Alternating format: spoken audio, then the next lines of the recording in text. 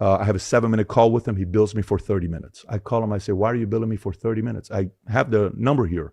We had a 7-minute call. He says, minutes roll up. I said, not to 30 minutes, maybe to 10 minutes. He says, no, it's 30 minutes. I said, what do you charge by the minute? He says, no lawyer charges by the minute.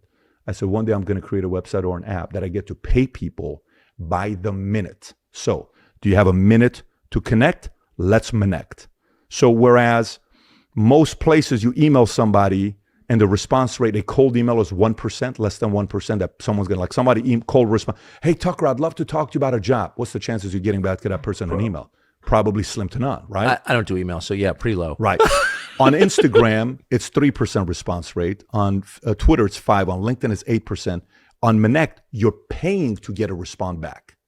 So you're paying a person $50, $100, $300, $500. And they respond back to you because you're respecting their time. Our response rate right now is 94% they get back to you, and over 50% of the time they get back to you within 24 hours. So we have the consulting, we have the product development, we have the media side. On the media side, I think the media landscape right now is wide open.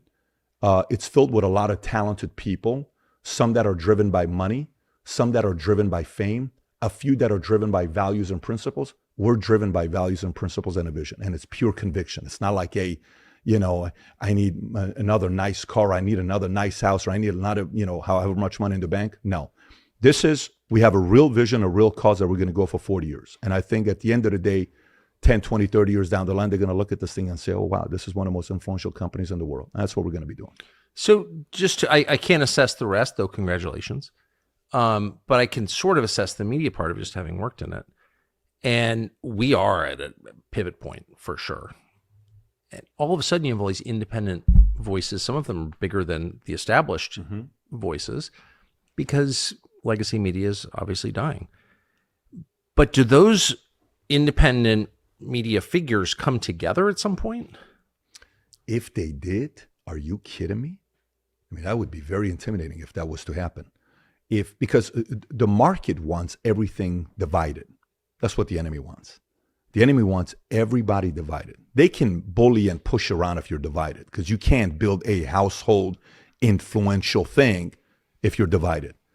If we can bring everybody together, and Cicero said one of the problems why empires fall is because everybody wants to know who got the most credit. I did it. No, if it wasn't for me. And that's the challenge with sometimes people on the conservative side. Everybody wants the credit, right? Yeah.